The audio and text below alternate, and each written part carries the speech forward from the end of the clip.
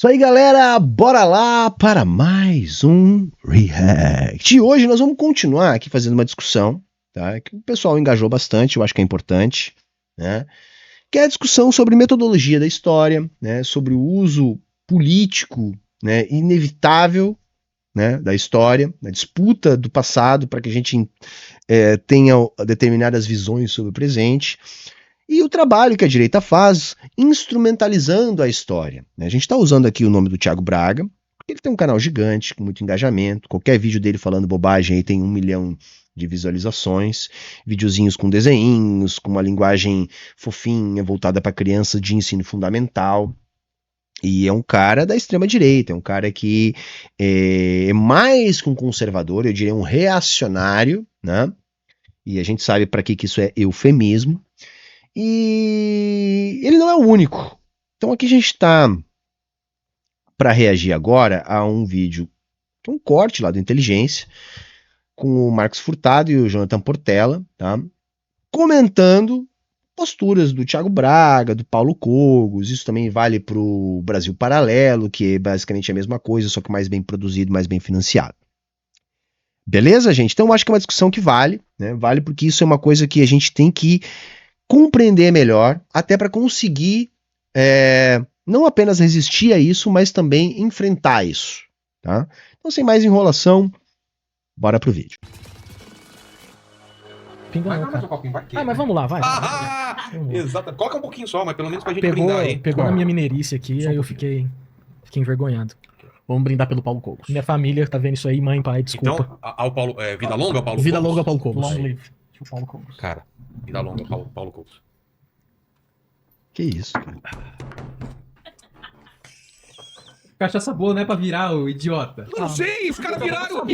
Você chamou os convidados de idiota, eles viraram também. Eles viraram, e agora? Você Pede desculpa. tá aí tossindo, né, cara? É verdade. A gente tá aqui Vocês firmão. estão de boa. Mano, esquenta mesmo. Mas eu tô bem. Ah, hoje tá friozinho aqui em São Paulo. Normalmente a gente faz live durante a madrugada, a gente vai bebendo bastante. Né? É o seguinte, galera, vambora. A gente vai cantar Internacional Socialista agora. Ou Indônia Vamos dar as mãos aí. Que é maravilhoso. Mas por que vocês brindaram o Paulo Cogos? Cara, uma parte, já que a gente... vamos fazer uma notinha fazer de uma rodapé. parte, Não, porque é o seguinte, eu e o Marcão, a gente faz um trabalho de toda sexta de Vocês madrugada. só não esquecem de onde a gente parou, tá? Porque eu bebi já. A gente parou na década de 30. Tá. Falando do anticomunismo. Anticomunismo, a gente ia fascismo. falar da Itália. Não, porque eu e o Marcos, a gente se propôs a fazer um negócio chamado Omê pra Live. O que é Omê pra Live? Tá. Nós já estamos aqui na 42 já? Estamos Vai na pra 43. Vai pra 43. Que é basicamente de sexta, a gente começa às 10 da noite, vai até umas 2 da manhã, reagindo ao que existe de pior e mais horrível de conteúdo de história, de política, de E tem muita filosofia. coisa, então... O Paulo Cogos é um personagem frequente lá. Ele fala muito sobre história, sobre... Ele fala bastante sobre história, sobre filosofia e fala muita O bobagem. que ele cometeu de erros aqui ou em outro que você lembra, assim? Bom, todos, acho que Mas nunca fala, falou nada. por exemplo. Correto. Bom, quando ele esteve aqui... É. Não, quando ele esteve aqui ele falou... Da Inquisição? Que a Inquisição foi fundamental pro desenvolvimento do direito. Direito de ser morto? Não, chama mas ele, eu vou dizer uma coisa. Eu acho o Paulo Cogos, no fundo, ele é divertido, assim. Eu acho divertido. Ele tem Nossa audiência adora. É divertido, mas é perigoso, tá? Eu também acho divertido, também dou risada, mas é perigoso, tá? Porque muita gente leva a sério isso, tá? Eles sempre pedem pra gente assistir o Paulo Cogos. E não é personagem não, cara. Ele é daquele jeito. Eu achei que era personagem A gente um pouco. imagina que ele é daquele jeito. Mas eu achei que era personagem um pouco, cara. Que desligava a câmera e falava, não, velho, eu tava zoando e não, tal. né? É grave. Ele é aquele... Mas assim, e tem um conteúdo que não é de zoeira, que eu acho que ele entra muito, digamos assim, pra desopilar um pouco. A gente dá risada. Mas eu acho dele. legal, ruim, sei lá, mas ele é muito apaixonado pelo que ele acredita. Muito. Ele é o cara que ele realmente briga, ele acredita naquilo. Não é uma coisa que o cara tá pensando em outro. É um fanático, é isso, é um fanático, é o típico comportamento do fanático. interesse. O cara realmente acredita naquilo. Então, Pra bem ou pra Hitler mal. também era, né? Então, a gente precisa tomar cuidado com isso. Então, é isso. Acho que aí ele já foi direto ao ponto. Hitler também era um fanático. Ser apaixonado por algo. Ser apaixonado não é. Eu não gostaria necessariamente que é uma ele coisa. fosse bem menos, o Paulo Cogos, queria que ele fosse bem menos apaixonado Entendi. pelo que ele acredita. Ele podia ser apaixonado pela democracia. Porque ele acredita em coisa bem pior. Mas tem um, que me causa Que? úlcera mesmo, que já teve aqui também, que é o cara do Império ZAD. Qual que é o nome dele? Thiago Braga. né? Thiago. Ele tem um... Esse é o negócio, porque o Cogos, a galera já sabe que ele é, excêntrico, né? Um fanático. E muita gente acha que o Thiago Braga é diferente. Não é, galera. Não é. Tá? Esse é o grande negócio. O conteúdo é legal, as animaçõezinhas graficamente, mas o conteúdo dele é muito ruim. É muito desonesto, assim. Tem um, por exemplo... Intelectualmente desonesto. Então, por exemplo, tem um vídeo dele que ele ele tem uma grande tese, né? Que é, olha, na África eles escravizavam. Eles tinham escravo na África, então o que os portugueses fizeram foi só continuar, entendeu? Mas na África já escravizavam. Daí o que ele faz? Ele pega um documento que o historiador ele faz pesquisa baseada em documentos da época. Só que é um documento de um missionário português. E ele vai falando como era a relação do rei do Congo com o rei Manuel em Portugal e tal. E ele trata o documento como se ele fosse algo inquestionável. Isso tem um nome, isso se chama positivismo, que é algo absolutamente rechaçado pela história. Então isso que ele está falando aqui é algo que eu já falei várias vezes, tá? E só para aproveitar o adendo antes que eu me esqueça, tá? Que a galera falou, mas Humberto, já tinha escravidão na África, porque os árabes escravizavam, porque a escravidão romana, porque a escravidão grega. Galera, há escravidão desde que há propriedade privada dos meios de produção. Então você vai encontrar registros de escravos, sei lá, no Egito Antigo, na Suméria Antiga.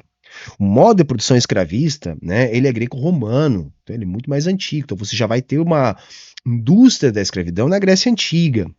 Agora, nada disso pode ser comparado com a empresa colonial, tá? Com o tráfico transatlântico, né? Com um esquema que envolvia Europa, África e Américas. Tá? Então, assim, é uma questão de escala completamente diferente, é uma questão de racialização, né? Porque, por exemplo, você tinha um modo de produção escravista na Grécia Antiga, mas o escravo na Grécia, ele era um prisioneiro de guerra, ele era um apenado, ele era um endividado, ele não era um negro. Entende? Então, assim, é incomparável, tanto é que quem é um profissional sério da história sabe que são coisas diferentes. A gente não está dizendo que não havia escravidão antes da empresa colonial. O que a gente diz é que a empresa colonial, ela cria uma nova forma de escravidão. Um novo patamar, uma nova escala, um novo processo. Tá? Que não teve precedente na história.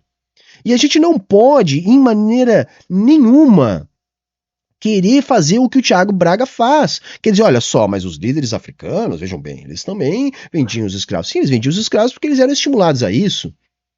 Né? E a gente tem que pensar que esses líderes africanos estão num contexto de luta de classe. Nós estamos falando da classe dominante, que escravizava e vendia a classe dominada. Isso tudo numa lógica de acumulação primitiva de capitais, que é onde vai se assentar o nascimento da lógica capitalista de produção. Então não dá para a gente comparar. Por isso que o historiador sério, que não é um desonesto intelectual, né, que nem o Thiago Braga, sabe que o documento é muito importante, mas tá, o que tem além do documento? O que tem por trás do documento? Qual o contexto do documento? O que a gente pode ler que não está escrito nesse documento, a partir desse documento? Por isso que a gente não pode ter esse viés positivista da história, tá, que o Thiago Braga traz. Como se tudo que o missionário tá falando ali não fosse passível de você duvidar, não fosse passível de você questionar. Então ele vai tratando como se fosse inquestionável. Por quê? Porque o que o cara tá falando lá é que, olha só, o rei do Congo já escravizava, ele era só mais uma peça nesse comércio. E aí ele não problematiza que, por exemplo, na África, essa ideia de escravidão tem nada a ver com a escravidão que era aqui no Brasil. E esse é um ponto muito importante. Era de guerra? Era parecido com um certo modelo grego. Isso. Assim. Quem perdia a guerra ficava escravo do Isso. Então tem um ponto que é importante. As palavras, às vezes, na história, elas são as mesmas. Como assim? Então, por exemplo, você fala, bom, escravo. Um escravo na Roma Antiga significa uma coisa. Um escravo na Grécia Antiga, outra. E no Brasil do século XVII é outra. Então, se você lê o documento, qualquer documento histórico, com uma interpretação literal, e principalmente com uma interpretação nossa, do século XXI, você vai cometer o maior pecado dos historiadores, que é o que a gente chama de anacronismo. O que é anacronismo? É quando a gente olha o passado com a nossa cabeça. Então vamos supor que exista lá num documento do século XV na África, escrita a palavra escravidão. Se a gente olhar com os olhos do século XXI, a gente vai falar, nossa, então tinha escravos que eram negros, etc, etc. A escravidão era a mesma coisa que no Brasil. E não tem nada a ver uma coisa com a outra. Então a própria escravidão, ela é histórica. Então sim, havia escravos na África. Isso não tem discussão quanto a isso. O problema tá em... Ninguém se tornou escravo pela cor da sua pele. E nunca houve também na África um tráfico transatlântico de escravos. Pra você ter uma noção, entre o século XVI e XIX, são retirados do continente africano à força 13 milhões de pessoas. Exatamente. E dessas 13 milhões, quase 5 vieram só pro Brasil. Só que isso não tem precedente, gente. Não tem precedente. Não dá pra você dizer que... Porque o Thiago, né, no corte que a gente reagiu aqui, falando com o Serjão lá, disse, porque agora vai aparecer que o Thiago Braga falou que os escravos eram responsáveis por escravizar. Não é isso, ninguém diz isso, galera. Ninguém diz isso, mas pensa, é uma sequência de apitos de cachorro que ele solta. Porque quando ele diz, não, mas os caras lá na África estavam escravizando uns aos outros. Então eram pretos escravizando pretos. Então peraí, a culpa não é do branco. Ou pelo menos não é só do branco. Né? Ele teve a pachorra de dizer que há protagonismo português, mas há protagonismo também africano na escravidão. Não, naquele tipo de escravidão. Aquele tipo de escravidão, aquilo que se construiu na empresa colonial, não tem precedentes. E é uma invenção europeia, pré-capitalista. Ponto, entendeu? Isso é pacificado. É lógico que, assim, tem muitas maneiras de contar a história. Você tem diferentes linhas de pesquisa em história, que você vai ter diferentes approaches, né, diferentes abordagens. Mas qual é o grande negócio? Porque há uma discussão sobre história ser ciência ou não e tal, né? Isso já era uma discussão na época que eu fazia faculdade e me formei em 2006. Eu tô no time que acha que sim, porém uma ciência própria, uma ciência específica da história. E o que faz a história, no meu ponto de vista, ser ciência é o rigor metodológico. Você pode ter diferentes respostas. Qual a questão, por exemplo, com a física? Olha, eu posso estar falando bobagem aqui, mas no senso comum, tá? Se algum físico estiver aqui me ouvindo, por favor, me corrija aí nos comentários. Mas no senso comum é o seguinte, você não pode ter duas respostas para o mesmo problema. Vamos pegar a matemática, então, que eu acho que é mais fácil de explicar isso que eu estou querendo explicar. 2 mais 2 é 4. Se você não achar 4, você está errado. Na história não é assim. Você pode ter o mesmo problema e você pode ter diferentes respostas, e essas diferentes respostas, todas elas podem estar corretas. Como é que você vai saber se elas estão corretas? Bom, o rigor tem que estar na metodologia. Se você seguiu a sua linha de pesquisa, se você está de acordo com o seu referencial teórico, tá? E você não comete erros ao longo do processo, seja erro no tratamento das fontes, seja negligências em relação ao seu objeto de pesquisa ou à própria fonte, saca, se você fez uma revisão bibliográfica bem feita, ou seja, se você fez o caminho certinho, diante daquilo que você se propôs a fazer dentro da sua linha de pesquisa, você consegue dizer sim se a sua resposta está certa ou está errada. Mesmo que ela não seja a única. Mesmo a questão do revisionismo. Revisionismo, na época que eu estava na faculdade, não era um palavrão, algo feio. Só que era algo que você tinha que ter atenção. Porque você podia revisitar determinados consensos históricos, né? Esses consensos parciais que a gente tem dentro da história e tal. Bom, mas para isso você tinha que ter uma ancoragem bastante firme no método que você estava utilizando na sua linha de pesquisa. E muitas vezes determinados revisionismos acrescentam e melhoram, né, o entendimento da história. Agora, determinados revisionismos, não. Né? Por exemplo, teve muita gente aí que tentou fazer revisionismo do Holocausto, por exemplo. Saca? Esse revisionismo é um revisionismo tacanho, é aquele desonesto. Como é revisionismo o que o Thiago Braga faz quando ele tenta valorar a visão do navegador, do colonizador. O Thiago Braga levou um tapa de pelica, né? Que nem se falava antigamente, bizarro nessa semana. Né? Ele dizendo, porque em Portugal não é tratado assim, não sei o quê, e Portugal foi lá e reconheceu colonialismo, né? E reconheceu sua dívida histórica. Né? Reconhecimento de dívida histórica não é para ficar de vitimismo, como o Thiago Braga gosta de dizer. É um entendimento de que todos os brancos, hoje em dia, ainda colhem os frutos da escravização dos negros. Mesmo que nenhum branco que esteja vivo tenha sido diretamente responsável pela escravização de negros. Da mesma maneira que todos os negros que vivem hoje em dia, mesmo não tendo sido escravizados, ainda sofrem com os prejuízos dos 400 anos de escravização. Saca? Entender isso é entender por que deve existir, né, políticas de reparação histórica. E tudo isso, gente, a gente pode sim tratar como algo científico dentro dos padrões das ciências humanas, que tem os seus próprios caminhos metodológicos, que tem a sua própria forma de ser. Então não é inveja do Thiago Braga. Então não é pegar no pé do Thiago Braga ou do Brasil Paralelo. Não, eles têm um método de fazer um pior tipo de revisionismo possível. Eu sequer gosto de chamar de revisionismo, porque, como eu disse, revisionismo tem um espaço dentro da academia. E o que ele faz não é revisionismo, é falsificação histórica, com finalidade política. E o problema nem é haver uma finalidade política, porque não tem como você separar a política da história.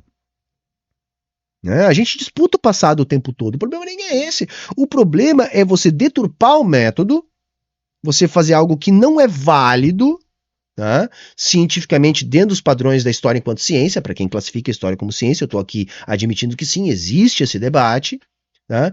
Para construir uma narrativa que visa valorar os vencedores, os dominadores, os colonizadores, a elite econômica, os proprietários dos meios de produção. Então, na verdade, o que o Thiago Braga, o Brasil Paralelo e o Paulo Cogos fazem é política, utilizando elementos da história, a revelia de toda a metodologia histórica, para fazer política, uma política ultra-reacionária. Então, quer dizer, por mais que houvesse escravidão em qualquer outro lugar do mundo, não é nunca nessa proporção, não é nunca nessa tonalidade tão comercial. Não tem nenhuma relação, então. Não tem. Não. E nesse sentido, que eu não sei, porque ele não é um cara ignorante, ele é um cara inteligente. Você esteve aqui com ele. Não, ele é muito inteligente e o canal Brasão de Armas, que é o que eu assisto dele, é fantástico. Fala sobre espadas, fala sobre armas e tal, e guerras. Acho muito interessante. Desse eu não posso falar. Posso falar do Império ZD. E nesse eu falo. O Brasão das Armas é pior que Império ZD, porque ele deixa pra botar lá o que ele tem mais de chorume.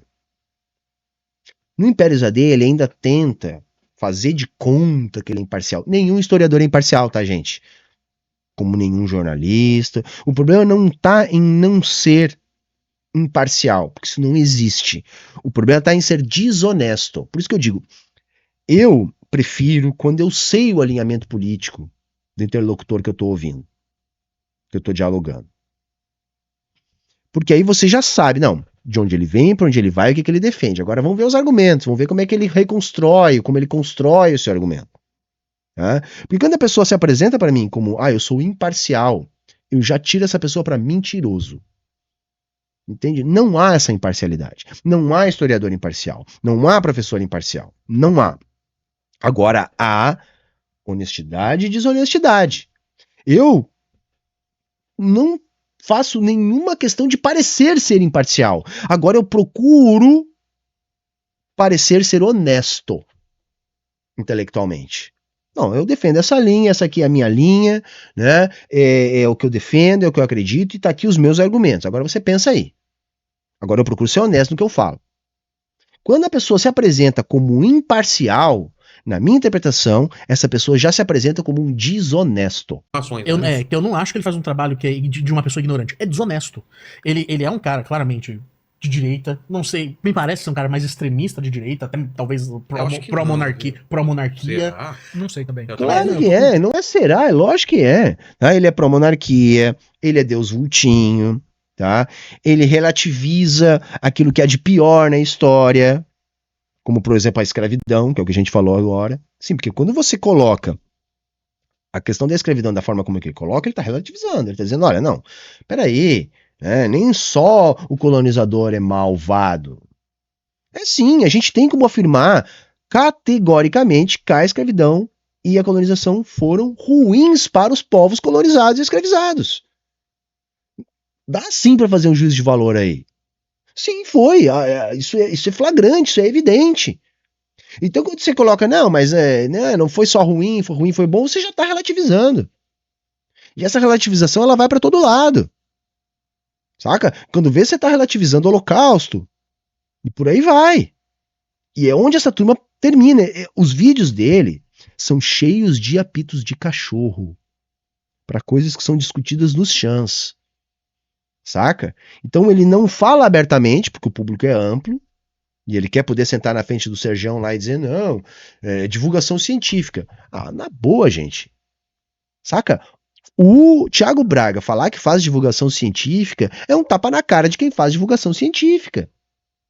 que isso é qualquer coisa. Não, o que ele faz é política ultra-reacionária. Tô conjecturando. Baseado nesses vídeos dele. Entendi. E aí ele faz isso, sabe? De pegar um documento, fala, não, gente, ó, tô baseado no documento. Daí ele fala aquela coisa, ó, só pra mostrar que eu não tô pendendo pra nenhum dos dois lados. Que é uma coisa que não existe. Não existem dois lados. Existem vários lados. Tá. E essa coisa de, não, eu quero ser isentão, isso não existe também. Mas por que não existe isenção na história? Porque... Então, é uma questão importante essa. Não existe isenção porque nós não conseguimos tirar a nossa alma pra escrever. Exato. Aquilo que você acredita, aquilo que você pensa, inevitavelmente. permeia qualquer Sim. coisa. Até a escolha do seu tema, entendeu? É. Se você é um cara mais de esquerda, você vai ter seus temas de predileção. Se você é um cara de direita, você vai ter seus temas de predileção. Mas isso não significa, por outro lado, que a história seja só isso.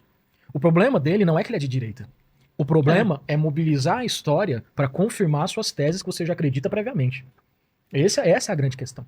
Entendeu? Porque, e a gente tem que pensar as consequências dessas afirmações. Se você afirma que a escravidão não é culpa dos portugueses, então qual é a consequência disso pro Brasil do século XXI? Mas ele fala isso textualmente ou ele dá a entender isso? Não é colocar no vídeo. Isso. Colocar no vídeo. Quer dizer, não é que não é culpa dos portugueses. Os portugueses, sim, escravizaram, etc e tal, mas quem começou com isso não foram eles. Ou seja, os problemas relativos à escravidão já existiam antes, já existiam na própria África. Então a responsabilidade dos portugueses nisso diminui muito. Entendeu? Inclusive a responsabilidade pelas tragédias que ocorreram na África e no Brasil. E aí você também muda o presente, porque aí, então, só um pouquinho. Se os africanos também têm culpa, né? Então os problemas não são só dos brancos, do colonizador, do invasor, não. Então isso impacta na construção de políticas de reparação histórica. Entende? E isso serve para quê? Entre outras coisas, para atacar a política de cotas, que é uma política que comprovadamente deu muito certo, gente. Você tem dados estatísticos mostrando que a política de cotas aumentou significativamente a presença de negros no ensino superior. Né? Não só no ensino superior, mas nos concursos públicos, etc. Então, assim, você, com uma falsificação histórica, você impacta um debate do presente. Uma política pública acertada, por exemplo. Tá? Isso é só uma forma de explicar como que a desonestidade intelectual desse tipo de conteúdo impacta concretamente a nossa vida. Você acaba quase que eximindo os portugueses da responsabilidade que eles tiveram na escravização, no tráfico atlântico. Você acaba eximindo isso. Então, percebe como as afirmações, mesmo históricas, elas têm uma consequência muito grande no presente. Isso deslegitimaria, por exemplo, a discussão sobre política de cotas. Não, isso é... Política racial. Eu não vi o vídeo antes, tá, galera? Eu não vi o vídeo antes, mas eu não conheço esses dois que estão aí, eu acho que são historiadores. Mas estão entendendo? Eu não tô inventando a roda, nem eles. Isso aí é tipo assim... Isso é o pão comido, isso é o arroz com feijão dos cursos de história. Qualquer um que já tenha passado por um curso de... Eu não sei se o Thiago Braga já passou por um curso de história. Primeiro me disseram que não, que ele é formado em letras. Depois disseram que sim, não, mas que ele fez um curso EAD, etc. Sinceramente, não sei. Agora, independente dele ter feito ou não ter feito, se ele fez, ele não entendeu nada. Entendeu? Porque isso é num curso de história. Você entender essas coisas, que não existe isenção, que você tem que ter rigor com o método, que a gente está disputando a história porque impacta no presente, entre uma série de coisas que ele parece desconhecer completamente, ou ele é cínico, ou ele é um cínico do caralho que conhece e deliberadamente, né, faz o contrário para manipular a sua audiência. O que Portugal fez foi um absurdo Sim. Foi uma coisa... E como vocês falaram, não teve na história uma escravização tão a nível industrial, né? Se a gente for falar. É gigantesco. Não é gigantesco. Porque não é só Portugal, né? Não é Portugal, é uma galera. E outra, morria muita gente. É a porcentagem de negros que morriam no transporte, Sim. né? Uhum. Se foram 13 milhões, você falou 13 Isso, 3 milhões. Imagina quantos que não morreram, ficaram pelo caminho. Eu vou dizer, e só acabou porque em determinado momento deixou de ser lucrativo. É? É um dos grandes Mas por que motivos deixou de ser lucrativo? que a escravidão vai chegando ao final. É? Porque ela deixou. Porque vão começando a haver algumas leis. O comércio começa a ficar mais difícil. E ele vai se encerrando, vai terminando, porque... Não no Brasil. Não sei se é a opinião do camarada ali. No Brasil, por exemplo, gente, quando se proíbe o tráfico intercontinental, o tráfico aumenta. Aumenta. E se torna mais lucrativo. Só que nós temos que lembrar que há uma triangulação. Europa, África, Américas. E aí, neste contexto é que começa a ficar menos lucrativo. Tá? Sobretudo para o colonizador e sobretudo para as potências que vão se formatar como potências capitalistas. Leia-se Inglaterra, que estava em processo de revolução industrial, que já estava interessada em vender mais dos seus produtos para as então colônias e as colônias que já estavam começando esse seu processo de descolonização, ainda que uma descolonização, né, mais ou menos, né? Então sim, vai começar a haver alguma questão nesse sentido de substituir o escravizado por um assalariado miserável que possa consumir o produto inglês, tá? Mas no Brasil vai haver uma resistência muito grande, porque assim, a galera fala muito da colonização no Brasil do latifundiário, né? E esquece que muita gente rica da época era traficante de escravo. Que era uma coisa que caminhava meio junta, né? E por isso que o movimento negro, por exemplo, não reconhece a abolição como uma data a ser comemorada, porque foi algo feito pelos brancos para os brancos. Na forma como foi feita, com a lei de terras que existia, com as leis que vão ser feitas depois para continuar encarcerando e subjugando os ex-escravos e os negros. Então, por isso que o movimento negro não reconhece Princesa Isabel como uma libertadora. Porque ela fez um trabalho para os brancos, para os latifundiários, para a classe dominante e não os descendentes de africanos. Ele parou de ter lucro ali em cima. Entendi. Não é nenhuma questão humanitária maravilhosa. Principalmente monetário, então, o negócio. Tanto é que, assim, a política... Nos Estados Unidos também. A política também. Nos Estados Unidos até uma guerra. Porque então, eles querem terminar com a Aliás, sobre os Estados Unidos, temos que citar ele. Ah, sim. Marcos Sorrilha. É que ele acabou de dar um curso lá no Política Através da História. Ele é um dos fundadores também sobre a história dos Estados Unidos. Ele é um dos maiores especialistas de história dos Estados Unidos que a gente tem no Brasil. Que é muito interessante um dia você trouxer. Pô, cara massa. Vocês têm contato? Tem. Marcos Sorrilha acabou de dar e ele falou bastante sobre a Guerra Civil, que ele acabou de dar um curso sobre a independência dos Estados Unidos. Professor lá. da Unesp, especialista. Sim. E então, por exemplo, tanto é que você vê a política de habitação para essas pessoas ex-escravizadas quando a escravidão acaba. Não, problemático pra Eles caramba. não conseguem ocupar a cidade. Várias leis que prendem ou fazem os escravos. Você conhece o bairro da Liberdade? Claro. O bairro da Liberdade onde eu moro. Sabe que ali era um bairro negro. Não sabia, não. Ali é um bairro tido como oriental, de cultura japonesa, por causa de uma lei do Paulo Maluf de 69. Por quê? Mas ali era um bairro negro. Só pra dizer, claro que é importante a migração das pessoas japonesas, lá são importantes pra região, mas quando você sai ali da estação da Liberdade, tem uma igreja. Cara, eu vou deixar ele falar, tá? Mas assim, ali é um caso clássico de apagamento da história. O bairro da Liberdade de São Paulo é um caso clássico de apagamento da história, tá? Vamos deixar o camarada falar aqui. É uma igreja que se chama Santa Cruz das Almas dos Enforcados. Nossa. Por quê? Porque ali era um bairro que tinha uma forca que de fato enforcava pessoas negras. Antes eram de escravizados que fugiam. Cara, que pesado. E depois eram de homens pretos libertos, mas que não conseguiam nada e viviam nas ruas bêbados e enforcavam lá. Daí ali, uma vez foram tentar enforcar um cara chamado Chaguinhas. Era o apelido dele Chaguinhas, que ele era um soldado que voltou da Guerra dos Canudos, e preto, e ele começou a reclamar sobre as más condições para os soldados no exército. E aí foram enforcar o Chaguinhas, porque ele estava causando muitos problemas. Precisaram de 3 tentativas para enforcar o Chaguinhas. Na primeira, a tábua quebrou. Na segunda, a corda arrebentou. Isso começou a trazer uma certa comoção popular, principalmente das pessoas pretas ex-escravizadas. Mataram o Chaguinhas na terceira tentativa, mas eles foram lá e destruíram aquela forca, não deixaram mais matar ninguém e colocaram uma cruz ali no lugar. Aí, iam lá, rezavam. E começou várias pessoas pretas a se mudar para aquela região e aquilo virou um bairro negro. Construíram uma igreja no lugar da cruz que virou Santa Cruz das Almas dos Enforcados. Mas São Paulo é cheio disso. Onde tem a Vai-Vai? Qual que é o nome daquele bairro? O Bexiga.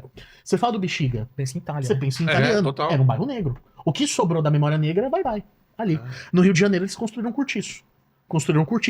Quando veio a República, eles queriam deixar mais bonita os cartões postais do Rio de Janeiro para trazer imigrante, turismo. Destruíram os cortiços. Isso é um exemplo daquela questão daquele projeto de urbanização do Rio de Janeiro, né, para deixar aquilo mais parecido com Paris, sabe? A direita, por exemplo, adora exaltar isso que foi feito no Rio de Janeiro. Mas isso, para ser feito, foi um processo violentíssimo de expulsão, né, das comunidades mais pobres que ali viviam para os morros da cidade, entende? Para criar um Brasil que não existe, né? Esse Brasil branco, europeu, que é uma invenção da nossa classe dominante, que primeiro era inspirada na França, depois Inglaterra, depois Estados Unidos, mas nunca nacional.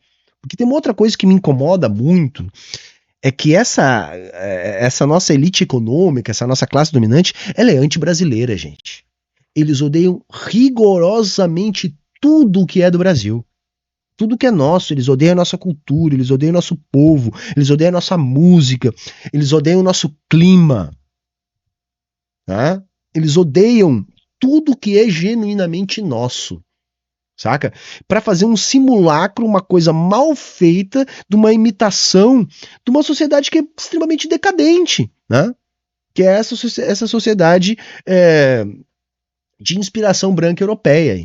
Aí, o que essa população fez? Teve que começar a subir os morros que tinha uma árvore cuja madeira se chamava favela. E eles começaram a construir casas totalmente amontoadas, improvisadas com aquela madeira, e começou a fazer as tais das favelas. Meu amigo, é isso que o Jonathan tá falando, é importante, porque veja que existe uma questão da memória. E de uma memória que ela é sempre soterrada. Uma memória que ela é encoberta. E as falas nesse sentido que a gente tá falando aqui, do Império ZAD, elas contribuem muito para isso. Para continuar esse apagamento de uma memória. Para desresponsabilizar aqueles que praticaram esses atos. E isso é muito grave na história do Brasil.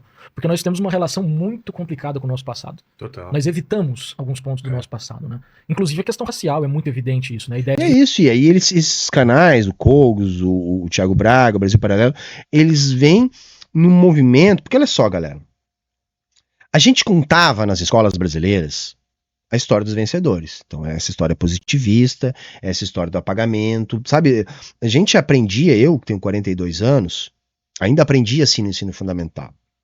Era a visão do europeu, era essa visão que apagava, né, os maiores impactos da escravidão, fazia de conta que o Brasil era aquele país construído ali na época da proclamação da República, onde se cria uma série de mitos, saca?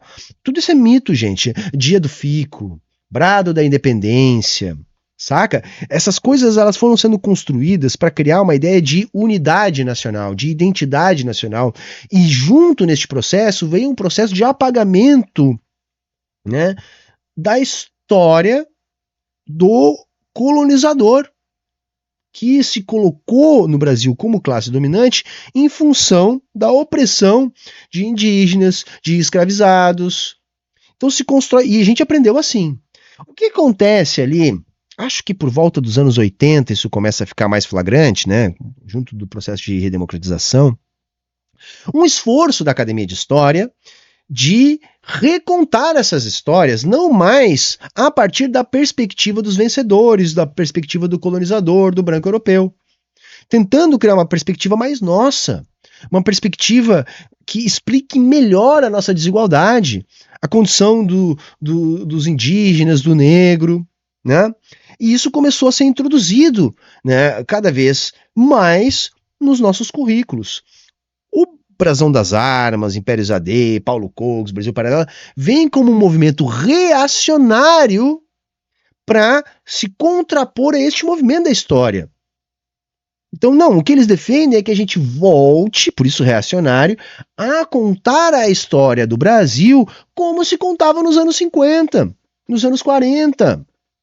Sabe aquela história palaciana, a história dos vencedores, a história positivista? Não, nós vamos contar desse jeito, porque assim a gente apaga todos esses problemas e aí a gente apaga junto as nossas dívidas históricas. E uma das coisas centrais para o neoliberal, para o capitalista, para o cara de direita é o seguinte: se você é pobre, o problema é seu. Vamos deixar de mimimi, deixa aí de se vitimizar.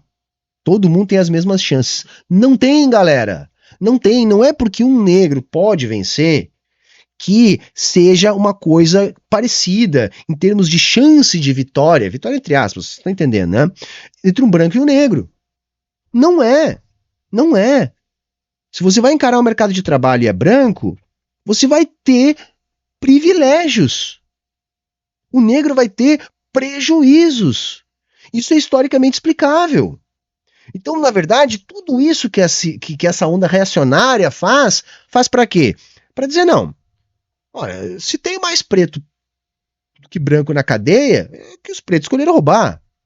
Se tem mais branco rico do que preto rico, bom, é porque os brancos foram mais competentes. Se na favela tem mais preto do que branco, bom, é porque eles não souberam ganhar a vida, não souberam ganhar dinheiro. Entende que é para isso? E isso tá desde a raiz do capitalismo, gente. Antes era vadiagem.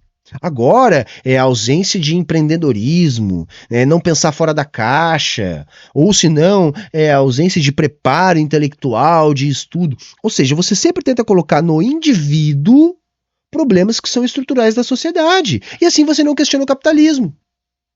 Entende que é isso? Porque se você faz esse resgate histórico para entender as diferenças sociais, você inevitavelmente vai chegar nos problemas do modo de produção. E você vai questionar o modo de produção. E aí você vai entender, porra, né? Todos iguais, porém uns mais iguais que os outros. E aí o trabalho do Thiago Braga, do Brasil Paralelo, do Paulo Cogos, é dizer, não, é todo mundo igual sim. Não interessa se eu nasci nos jardins, se meu pai e minha mãe, que são médicos, já eram herdeiros antes de ser médicos, né? E eu tenho um monte de privilégio e posso fazer qualquer merda que nada vai me acontecer. Não me interessa.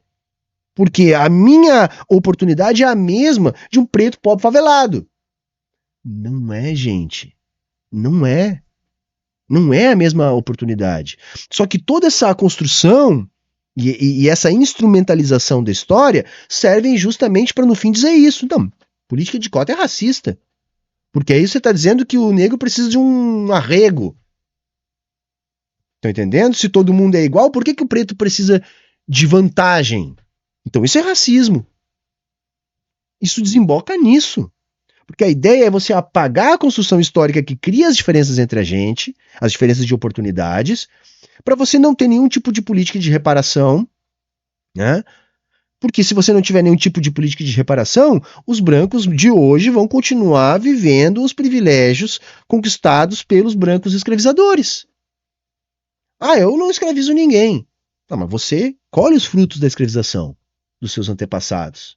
Assim como os pretos, que não tenham sido escravos, né? Se bem que isso também é questionável, porque hoje o salário mínimo, né, é uma forma de escravidão, mas é a mesma coisa. Então o preto ele não foi escravizado diretamente, mas ele ainda vive em meio a todos os prejuízos causados aos negros pelos séculos de escravização. Existe uma democracia racial. Não se pode falar de algumas coisas, ou é melhor... Deixa no passado. O próprio Bolsonaro, uma vez que ele vai dar uma entrevista, se eu não me engano, no Jornal Nacional, ele é confrontado em relação a isso. Ele diz que os portugueses nunca pisaram na África. Ele chega a falar isso, com esses termos. Não é no Jornal Nacional, é no Roda Viva. Roda Viva? É isso aí, Roda Viva. E aí ele diz, os portugueses nunca pisaram na África, e aí ele diz uma frase que eu nunca vou me esquecer. Abre aspas, deixa os historiadores pra lá. Fecha aspas. Caramba. Por que deixa os historiadores pra lá? Porque estão atrapalhando o meu trabalho aqui. Claro, porque somos nós... Sim, porque eles botam abaixo do tapete, e o trabalho da gente, profissional da história, é tirar debaixo do tapete. É mostrar aquilo que a direita não quer ver. Que eles escondem. O nosso trabalho é mostrar aquilo que a direita precisa esconder. Esse é o nosso trabalho. E aí quando aparece historiadores, que nem o Thiago Braga, que fazem o trabalho inverso, que é de pegar aquilo que a gente está tirando debaixo do tapete e está empurrando de volta para baixo do tapete, é nosso dever, enquanto profissional sério da história, dizer não, isso aí é falsificação. É mais do que revisionismo, isso é falsificação. E tem finalidade política, exclusivamente política. Vamos questionar, inclusive, isso. Pô, como assim os portugueses nunca pisaram na África? A consequência dessa afirmação, cara, é gigantesca. Claro. Ela é brutal. Tira toda a culpa e toda a carga negativa que vem até hoje. Né? E aí que eu acho que mora essa grande diferença. O Cogos, ele de tantos... Por mais que ele seja daquele jeito, ele é um personagem muito caricato. Então muito poucas pessoas o levam a sério. Exato. Agora chega um como o do Império Zadê e faz aquele trabalho e mostra, olha, estou vendo documentos, estou sendo isentão e tal. Enfim, mostrando que ele não sabe ler documento, ele não sabe ler artigo científico. E é um discurso muito mais fácil de comprar. É muito mais perigoso. É muito mais complicado. Então eu acho esse tipo de conteúdo muito danoso. Muito danoso. Muito complicado. Ele tem sobre Marx também, né? Nossa, um vídeo muito ruim sobre Marx, é verdade. Mas falando sobre Marx, vamos voltar então. Vamos. A gente parou então... A gente parou quando... Anos 30. Estavam falando Tá bom, que então Itália agora eu acho que a gente vai... Teve uma revolução socialista. Acho que a gente vai ficando por aqui, né? Que eu acho que aí eles vão trocar de assunto. E aí a gente vai ficando por aqui. Mas interessante. Convido vocês, inclusive, a assistir o resto da entrevista. Eu não conheço esses historiadores, acho que são historiadores. Não sei se são comunistas, se não são. Não sei qual a posição deles em relação a Marx. Eu estou analisando esse trecho aqui. E nesse trecho aqui eu não tenho muito o que discordar do que eles falaram. Tá? Eles foram bem no feijão com arroz, bem no básico, que qualquer profissional da história sabe, gente. Qualquer. Saca? Não é nada, não é nenhum conhecimento que você precisa de um doutorado, coisa do tipo. Não, não é nada disso. Isso é o básico. O problema é que o Thiago Braga, ele, provavelmente, propositalmente, não faz nem o básico da história. Nem o mais elementar, nem aquilo que é introdutório. Tá? E isso vai muito além do revisionismo. É apenas uma falsificação a fim de justificar os próprios preconceitos que ele já tem. Então ele utiliza a história para justificar os preconceitos dele e da turma dele. Ele fica lá soltando apito de cachorro para atrair gente da extrema direita, porque virou isso. E eu vou dizer mais agora, encerrando aqui. Não vejo que isso possa voltar ao normal. Eu acho que isso que a galera chama de polarização, que eu prefiro chamar de luta de classes, veio para ficar e veio para se aprofundar. A luta de classe sempre existiu. A gente está em guerra de classes, né? A gente está numa guerra cada vez mais aberta, né? Eu acho que isso agora é irreversível.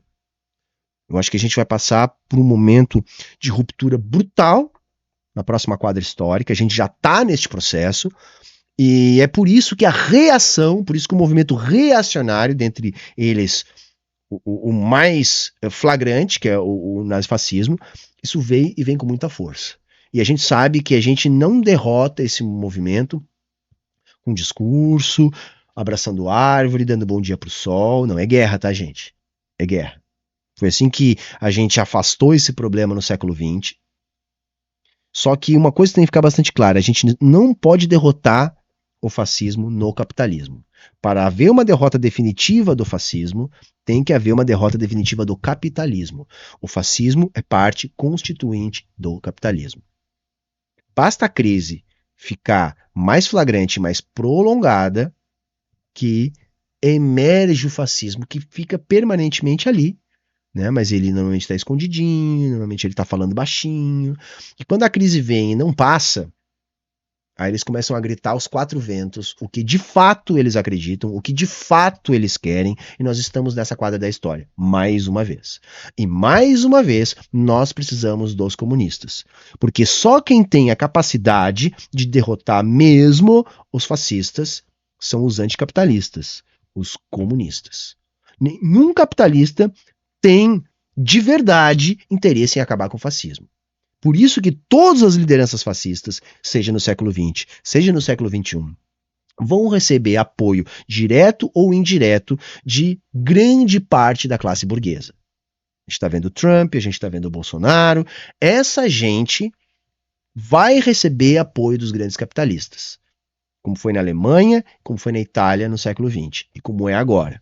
Então, quem são os algozes dos fascistas? São os comunistas. Todo anticomunista é um fascista. Anticomunismo é fascismo. Anticomunismo é fascismo.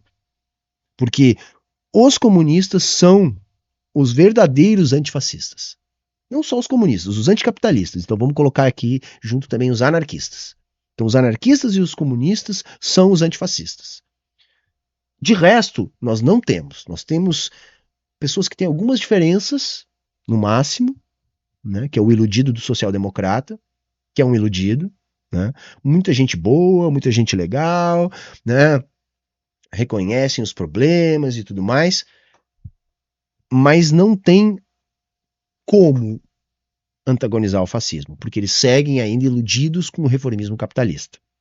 Que não é nem o reformismo no sentido de superação do capitalismo, é um reformismo sem reformas. Então, nós precisamos mais do que nunca dos anticapitalistas. Mais do que nunca dos comunistas. Porque senão nós não vamos derrotar o fascismo. Porque os capitalistas não só não os enfrentam, como os apoiam. Beleza, gente? Então vamos ficando por aqui. Obrigado a todo mundo que acompanhou até o final. Você que chegou até o final, por favor, deixa teu like. É muito importante. Te inscreve no canal, compartilha esse vídeo com os amigos. E é fundamental também, colabora para a manutenção aqui da programação. Tem muitas formas de fazer isso. Tem clube de canais, tem Apoia-se, tem Pix. Você pode se matricular em algum curso de ICL, tá aqui também no comentário fixado. Aliás, se você não quiser perder nada do que eu faço aqui, vai no comentário fixado de todos os vídeos, de todas as lives. Lá tem o nosso canal no Telegram. É uma forma de sempre ser notificado. Então, colabora. A gente tem que trabalhar por 10, por 20, por 50. Tá? Porque de um lado eles têm a ideologia, os aparatos de dominação ideológica e o capital. nós só temos uns aos outros. Então nós temos que trabalhar muito mais que eles. Enquanto a gente não entender que nós temos que trabalhar muito mais que eles, que o like é tarefa, que apoiar canal é tarefa, claro, para quem pode. Tá? Enquanto a gente não entender isso dessa maneira, né, que divulgar o nosso material é tarefa, a gente não vai conseguir enfrentá-los. Nós temos que trabalhar muito mais que eles. Porque o mundo inteiro é um mundo capitalista que trabalha para ajudar na tarefa deles. Nós só temos uns aos outros. Beleza? Tchau, tchau e até a próxima.